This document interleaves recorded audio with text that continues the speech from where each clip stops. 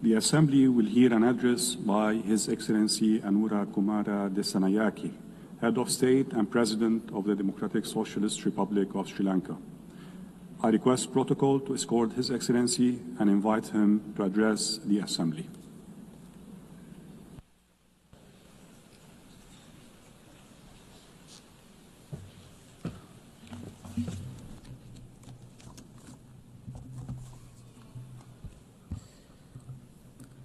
සභාපතිතුමියනි, ගෞරවනීය ආරාධිතයනි, සම්භාවනීය නියෝජිතයනි, லோகே ஜாதியின் அத்தர சாதாரண கல்பவத்தின சாமக்கிஸ்த தலைவர் அவர்களே, சிறப்பு விருந்தினர்களே, அதிதிகளே, உலக நாடுகளுக்கிடையே நீதியான மற்றும் நீடித்த அமைதி நிலைநாட்டி பேணுவதை உன்னத குறிக்கோளாக கொண்டு உருவாக்கப்பட்ட இந்த தனித்துவமான அமைப்பின் 80வது அமர்வில் தலைவராக தேர்ந்தெடுக்கப்பட்ட ஐரோப்பாவின் மையப்பகுதியில் உள்ள அற்புதமான ஜெர்மனியைச் சேர்ந்த அதிமேதகு அந்தெலேனா பேப்ராக் அவர்களுக்கு எனது மனமார்ந்த வாழ்த்துக்களை தெரிவித்துக் கொள்கின்றேன். மேலும் உலகையே வியக்க வைக்கும் புவியியல் மற்றும் கலாச்சார பன்முகத்தன்மையை கொண்ட நாடான கெமரூனின் முன்னாள் ஜனாதிபதி அதிமேதகு பிலிமோன் யாங் வழங்கிய தலைமைத்துவத்திற்கு இலங்கை தனது பாராட்டுக்களை தெரிவிக்க இந்த வாய்ப்பை பயன்படுத்திக் கொள்கின்றேன்.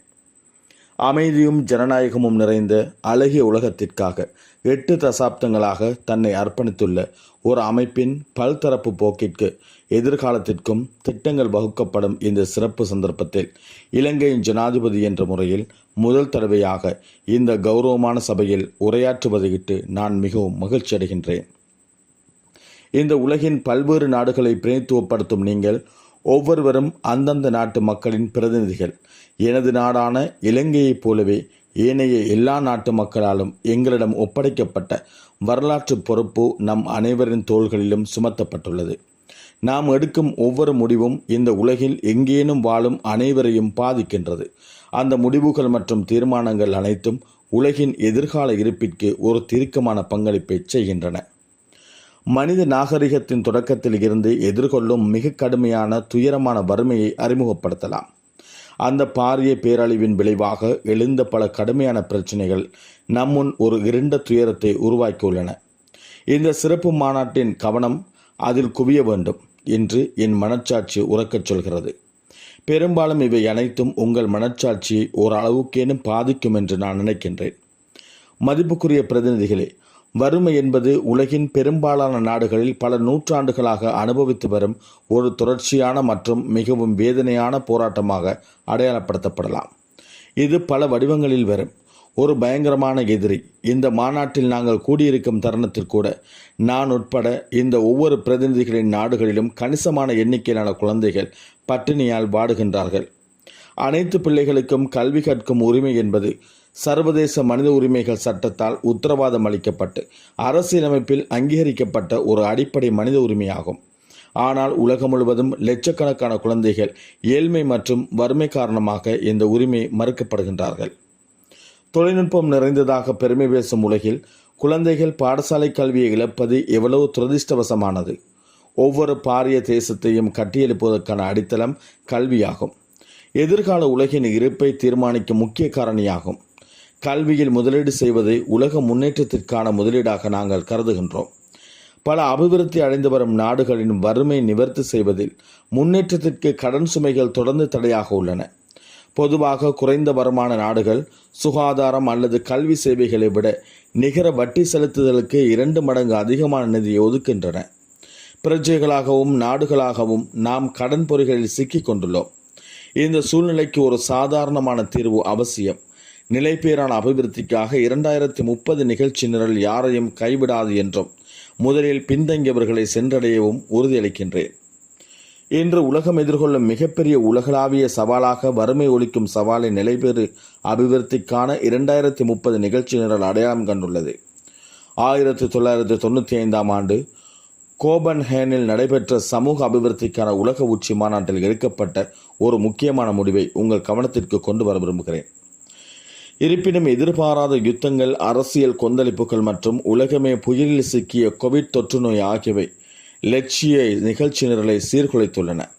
எனவே ஏழை பணக்காரர் இடைவெளி மற்றும் வறுமையை ஒரு உலகளாவிய பேரழிவாக நாம் கருத வேண்டும் என்றும் அவற்றை நிவர்த்தி செய்ய வேண்டும் என்றும் தெரிவித்தார். மதிப்புக்குரிய தலைவர் அவர்களே, கௌரவ விருந்தினர்களே, இந்த அற்புதமான உலகை சீர்குலைத்து குழப்பும் புதிய பிரச்சனையாக போதைப்பொருள் மற்றும் அவற்றுடன் தொடர்புடைய ஒழுங்கமைக்கப்பட்ட குற்ற குழுக்களை அடையாளம் காண முடியும். ஐக்கிய நாடுகளின் போதைப்பொருள் குற்றங்கள் தொடர்பான அலுவலகம் அதன் 2025 உலக போதைப்பொருள் அறிக்கையின் கூட இதை உறுதிப்படுத்தியுள்ளது. உலகளாவிய போதைப்பொருள் பிரச்சினை உலகெங்கிலும் உள்ள மில்லியன் கணக்கான மக்களை பாதிக்கும் ஒரு சிக்கலான சவாலாக மாறியுள்ளது. நாளுக்கு நாள் போதைப்பொருள் மற்றும் தொடர்புடைய பொருட்கள் உலக சந்தையை வேகமாக ஆக்கிரமித்துள்ளன. போதைப்பொருள் வர்த்தகமும் அதன் மூலம் செயற்படும் ஒழுங்கமைக்கப்பட்ட குற்றமும் பல உலக நெருக்கடிகளுக்கு வழிவகுத்துள்ளன. இவற்றில் ஈடுபட்டுள்ள குழுக்கள் நாடுகளை இரையாக மாற்றுகின்றன.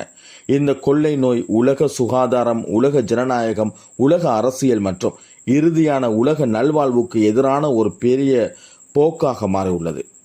இலங்கையில் இந்த பெரும் கொள்ள நோயை ஒழிப்பதற்கான ஒரு சாத்தியமான திட்டத்தை நாங்கள் செயற்படுத்தி வருகின்றோம். மேலும் இந்த அச்சுறுத்தலை ஒழிப்பதற்காக உலகளாவிய நிகழ்ச்சி நிரலை செயற்படுத்துமாறு நான் உங்களை கௌரவத்துடன் அழைக்கிறேன். இந்த கடத்தல்காரர்களுக்கு எதிராக சட்டத்தை கடுமையாக அமல்படுத்துதல், அத்தகைய கடத்தல்காரர்கள் தத்தமது நாடுகளுக்கு குடிபெயர்வதை தடுத்தல் மற்றும் இந்த போதைப் பொருட்களுக்கு அடிமையானவர்களின் மறுவாழ்வு மையங்கள் நிறுவுதல் போன்ற அநேக விடயங்களை உங்கள் கவனத்திற்கு கொண்டு வர விரும்புகிறேன். ஊழலுக்கு எதிரான போராட்டம் ஒவ்வொரு நாட்டின் கலாச்சாரத்தின் ஒரு அங்கமாக இருக்க வேண்டும். கௌரவ தலைவர் அவர்களே, மதிப்புமிக்க விருந்தினர்களே, ஊழல் என்பது சமூகத்தில் பரவலாக அழிவு மற்றும் சோகத்தை ஏற்படுத்தும் ஒரு நயவஞ்சக தொற்று நோய் என்று நாங்கள் கருதுகின்றோம். ஊழல் என்பது அபிவிருத்திக்கு ஒரு தடையாக இருப்பது எங்கள் நிலைப்பாடு. இது ஜனநாயக மற்றும் உலக நல்வாழ்வுக்கு ஒரு முக்கியமான அச்சுறுத்தல் மற்றும் வறுமைக்கு ஒரு காரணம் என்பது எமது நிலைப்பாடாகும். ஊழலுக்கு எதிரான போராட்டம் ஆபத்தானது, ஆனால் ஊழலுக்கு எதிராக போராடாமல் இருப்பது இன்னும் ஆபத்தானது என்பதை மிகுந்த மரியாதையுடன் உங்களுக்கு நினைவூட்ட விரும்புகிறேன். 1948ஆம் ஆண்டு மனித உரிமைகள் பிரகடனம் உலகில் மனித சமூகத்திற்கு ஒரு பெரிய வெற்றியை கொண்டு வந்தது. மனித நாகரிகத்தின் பல்வேறு சாதனைகள் ஒரே இரவில் கிடைத்துவிடவில்லை. இவை அனைத்தும் மகத்தான தியாகம் மற்றும் விடாமுயற்சியின் பெறுபேறுகள். ஊழலுக்கு எதிரான போராட்டம் ஒரு கடினமான முன்னெடுப்பாகும், ஆனால் நாம் அந்த முன்னெடுப்பை மேற்கொள்ள வேண்டும். நாம் எடுக்கும் முதல் படி கடினமாக இருக்கலாம், ஆனால் நாம் தைரியமாக எடுக்கும்படி சரியானதாக இருத்தல், அதனை பின்தொடர்ந்து ஆயிரக்கணக்கான பல படிகள் எடுத்து வைக்கப்படும் என்று நான் நம்புகிறேன். தைரியமாக இருங்கள், எஞ்சிய அனைத்தும் தானாக நடக்கும் என்ற ஜவஹர்லால் நேருவின் கருத்தை இத்தருணத்தில் நான் நினைவுபடுத்துகிறேன். நான் சுமார் 22 மில்லியன் மக்கள் தொகையை கொண்ட ஒரு சிறிய பிரகாசமான தீவை பிரதித்துவப்படுத்துகின்றேன். இலங்கையின் மக்கள் தொகை மொத்த உலக மக்கள் தொகையில் சுமார் 0.3% நமது நாட்டின் மக்கள் தொகை அளவு மற்றும் எண்ணிக்கையின் அடிப்படையில் சிறியது என்பது உண்மைதான். ஆனால் நமது நாட்டுக்காகவும் உலகத்திற்காகவும் எதிர்கால சந்ததியினருக்காகவும் ஊழலுக்கு எதிரான போராட்டத்தை தொடங்கியுள்ளோம். ஊழலுக்கு எதிரான போராட்டம் ஒவ்வொரு நாட்டின் கலாச்சாரத்தின் ஒரு பகுதியாக இருக்க வேண்டும் என்று நான் முன்மொழிகின்றேன். நீங்கள் எந்த நாட்டை பிரதிநிதித்துவப்படுத்தினாலும் அனைத்து பிரதிநிதிகளும் யுத்தத்தை நிராகரிப்பதில் என்னுடன் கைகோப்பார்கள் என்று நான் உறுதியாக நம்புகிறேன். உலகில் யுத்தத்தை விரும்பும் எந்த தேசமும் கிடையாது. எங்காவது எப்படியாவது யுத்தமோ அல்லது மோதலோ ஏற்படும் போதெல்லாம் அது ஒரு துயரம் என்பதை நாங்கள் அறிவோம். இப்போதும் கூட அந்த துயரத்தின் வழி உலகின் பல பகுதிகளிலும் உணரப்படுகிறது. 3 தசாப்தங்களுக்கு மேலாக யுத்தத்தின் கசப்பான அனுபவத்தை அனுபவித்த ஒரு நாடாக அதன் அழிவை நாம் நன்கு அறிவோம். யுத்தத்தினால் உயிரிழந்த ஆயிரக்கணக்கானவர்களின் நினைவிடங்களுக்கு வரும் அவர்களின் பெற்றோர், குழந்தைகள் மற்றும் மனைவியரை எழுப்பும் வேதனையான வேண்டுகோளை பார்க்கும் எவரும் யுத்தத்தை பற்றி கனவு காணக்கூட தயங்குகிறார்கள். அந்த வேதனையான காட்சியை நாம் நம் இருகண்களால் பார்த்திருக்கின்றோம். மோதல்களால் ஏற்படும் துன்பங்கள் முன்னெப்போதும் இல்லாத அளவை எட்டவில்லை என்றாலும் மில்லியன் கணக்கான மக்களின் துன்பத்தை முடிவுக்கு கொண்டு வர தவறி பெரும்பாலும் சர்வதேச சமூகம் பெரும் பார்வையாளர்களாகவே இருந்து வருகிறது. குழந்தைகள் மற்றும் அப்பாவி பொதுமக்களின் வாழ்க்கையை ஒரு கால்பந்தாட்டமாக மாற்றுவது சந்தர்ப்பவாத அதிகார அரசியலின் துயரமாகும். மற்றவர்களின் வாழ்க்கையை தங்கள் அதிகாரத்தை அதிகரிக்க செல்வாக்கு செலுத்தவும் ஒடுக்கவும் யாருக்கும் உரிமை கிடையாது. ஆட்சியாளர்களின் பங்கு உயிர்களை அழிப்பதன்றி உயிர்களை பாதுகாப்பதாகும். காசா பகுதியில் நடந்து வரும் கொடூரமான பேரழிவு எங்களுக்கு ஆழ்ந்த கவலையை ஏற்படுத்துகிறது. குறிப்பாக காசா பகுதியில் ஒரு வேதனையான மற்றும் சோகமான திறந்தவெளி சிறைச்சாலையாக மாறியுள்ளது. அப்பாவி குழந்தைகள் மற்றும் பொதுமக்களின் அவலக்குரல்கள் நாலா பக்கமும் கேட்கின்றன. ஐக்கிய நாடுகள் சபை மற்றும் ஏனைய அனைத்து தரப்பினர்களின் உடன்பாட்டின்படி இரு தரப்பினரும் உடனடியாக போர் நிறுத்தம் செய்ய வேண்டும். அனைத்து மனிதாபிமான உதவிகளையும் தடையின்றி அணுக வேண்டும். அனைத்து தரப்பினரும் பயண கைதிகளை விடுவிக்க வேண்டும் என்று நாங்கள் குரல் கொடுக்கின்றோம். இந்த கொடூரமான கொலைகளை முடிவுக்கு கொண்டு வர நாம் வலுவான அழுத்தத்தை கொடுக்க வேண்டும். பலஸ்தீன நாடொன்றுக்கான பிரிக்க முடியாத உரிமையை நாங்கள் அங்கீகரிக்கின்றோம். அதேபோன்று இஸ்ரேலிய மற்றும் பலஸ்தீன மக்களின் நியாயமான பாதுகாப்பு மற்றும் மனிதாபிமான பிரச்சினைகளை அடையாளம் காண வேண்டும். 1967 எல்லைகளில் 2 நாடுகள் அருகருகே இருப்பதற்கான அடிப்படையை வழங்கும் ஐக்கிய நாடுகள் சபையின் தீர்மானத்தின்படி ஒரு நியாயமான மற்றும் நீடித்த தீர்வை தேடுவதில் நாம் இணைய வேண்டும். அர்த்தமற்ற போர் காரணமாக உலகெங்கிலும் உள்ள மில்லியன் கணக்கான மக்களின் வேதனைக்கு முன்பாக வெறும் பார்வையாளர்களாக இருப்பதை முடிவுக்கு கொண்டு வர வேண்டிய ஒரு முக்கியமான தருணத்தை நாம் அடைந்துவிட்டோம். உலகை பாதிக்கும் யுத்த மோதல்களுக்கு மதம் மற்றும் இனவாதம் பாரதூரமான காரணிகளாக உள்ளன. அடிமைத்தனம் ஒழிக்கப்பட்டு 1 நூற்றாண்டுகள் கடந்த பிறகும் இனவெறியின் விஷம் இன்னும் ஆங்காங்கே உள்ளது என்பதை மீண்டும் மீண்டும் நினைவுபடுத்த வேண்டும். தீவிரவாத மற்றும் இனவாத கருத்துக்கள் கொடிய தொற்று நோய்களைப் போலவே கொடியதாக மாறிவிட்டன. இவ்வளவு முற்போக்கான உலகில் கூட இந்த இனவெறி மற்றும் இனவாத கருத்துக்கள் சாம்பலுக்கு அடியில் உள்ள தீப்பொறிகள் போல இருப்பது நகைப்பிற்கும் ஆச்சரியத்திற்கும் உரிய விடயமாகும். மிகவும் பயங்கரமான சூழ்நிலை என்னவென்றால் அந்த தீப்பொறிகள் அவ்வப்போது சந்தர்ப்பவாதமாக பிரபஞ்சத்தின் நல்வாழ்வுக்கு எதிராக பெரும் தீப்பிழம்பாக மாற்றப்படுகின்றன. உலக சமாதான குடியேற்றங்களை உருவாக்கும் உன்னத சமாதான யாத்திரிகர்களாக மாறுவோம். ஆயுதங்கள் மூலம் பிரச்சினைகளை தீர்ப்பதற்கு பதிலாக மனித நாகரிகத்தின் மதிப்புகள் மூலம் பிரச்சினைகளை தீர்க்கும் திறனுக்கு நாம் பிரவேசிக்க வேண்டும். மில்லியன் கணக்கான குழந்தைகள் பசியால் இறக்கும் உலகில் நாம் பில்லியன் கணக்கான பணத்தை ஆயுதங்களுக்காக செலவிடுகின்றோம். சரியான சுகாதார வசதிகள் இல்லாமல் மில்லியன் கணக்கான மக்கள் மரணத்தின் பாதையை தேர்ந்தெடுக்கும் போது அர்த்தமற்ற போர்களுக்கு பில்லியன் கணக்குகளை செலவிடுகின்றோம்.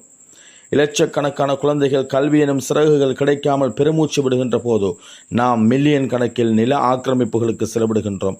உண்மையில் இந்த உலகில் உள்ள ஒவ்வொரு அங்குல நிலத்தையும் அமைதி என்னும் குடியேற்றமாக மாற்ற முடிந்தால் அந்த உலகம் ஒரு அற்புதமான உலகமாக மாறும் என்று நாங்கள் உண்மையிலே நம்புகின்றோம்.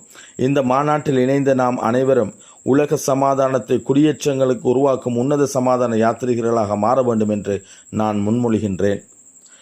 ஒரு வரலாற்று முக்கியமான தேர்தலில் இலங்கை மக்கள் பல நூற்றாண்டுகளாக தங்கள் மனதில் இருந்த ஒரு கனவிற்காக தீர்மானம் எடுத்தார்கள் என்பதை நான் உங்களுக்கு நினைவூட்ட விரும்புகின்றேன். இதன் விளைவாக சட்டவாக்கம் பன்முகத்தன்மை கொண்டது. ஒருபுறம் நாட்டின் முழு மக்களுக்கும் அரசாங்கத்தின் மீது மிகுந்த நம்பிக்கை வைத்தனர். மறுபுறம் கற்புடனற்ற பாராளுமன்ற உறுப்பினர்கள் உட்பட பெண்கள் மற்றும் ஏனைய இனக்குழுக்களின் பிரதிநிதித்துவம் ஒரு வரலாற்று மைல்கல்லை உருவாக்கியது. பாராளுமன்றத்தில் உள்ள இந்த பன்முகத்தன்மை இலங்கையின் ஆட்சியில் இன பன்முகத்தன்மையை உறுதி செய்கிறது. அனைத்து பிரஜைகளும் சம உரிமைகள் மற்றும் வாய்ப்புகளை வழங்குவதற்கான எங்கள் உறுதிப்பாட்டை மீண்டும் உறுதிப்படுத்துகிறது. அதேபோன்று மக்கள் பிரதிநிதிகள் என்பது பொதுமக்களுக்காகவே சேவையாற்றும் ஊழியர்கள் அன்றி தேவையற்ற சலுகைகளை பெறுபவர்கள் அல்ல என்பதற்கு நாங்கள் ஒரு முன்மாதிரியை காட்டியுள்ளோம். மக்கள் பிரதிநிதிகளின் பொறுப்பு நாட்டையும் மக்களை மேம்படுத்துவதாக இருக்க வேண்டும், தங்களை தாங்களே வளர்த்துக் கொள்வது அல்ல என்று நாங்கள் கருதுகின்றோம். இருளுக்கு பதிலாக ஒளியின் பாதையை தேர்ந்தெடுத்த நமது நாட்டு மக்கள் வளமான நாடு, அழகான வாழ்க்கை என்ற நடைமுறை தொலைநோக்கு பார்வையை தங்கள் ஆசீர்வாதத்தை வழங்கியுள்ளனர்.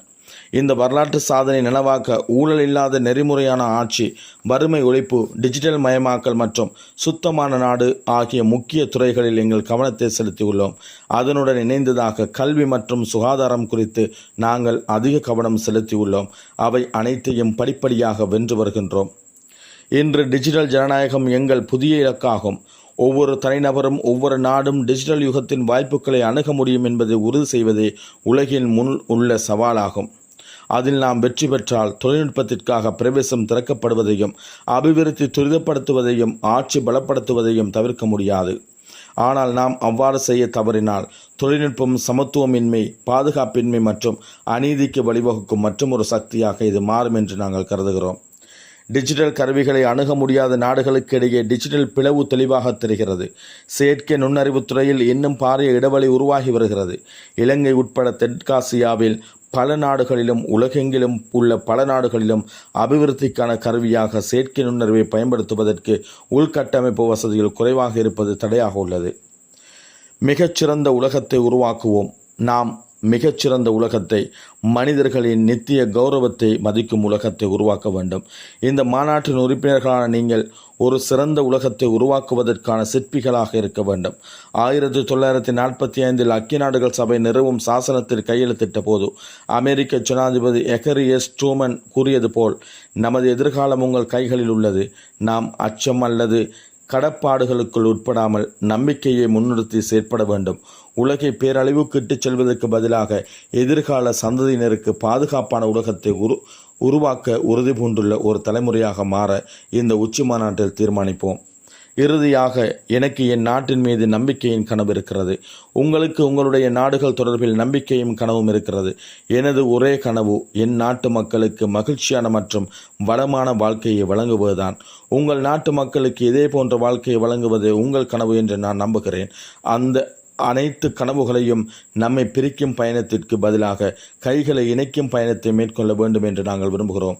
ஆரோக்கியமான பூலோகத்தில் அமைதி, கண்ணியம் மற்றும் சமத்துவத்திற்கு அர்ப்பணிப்போம் என்று ஐக்கிய நாடுகள் சபையின் குறிக்கோளில் குறிப்பிடப்பட்டுள்ளது. உலகத்தை உண்மையாகவே மாற்றி அமைப்பவர்களாகுவோம் என நான் உங்களை மரியாதையுடன் அழைக்கிறேன். மிக்க நன்றி.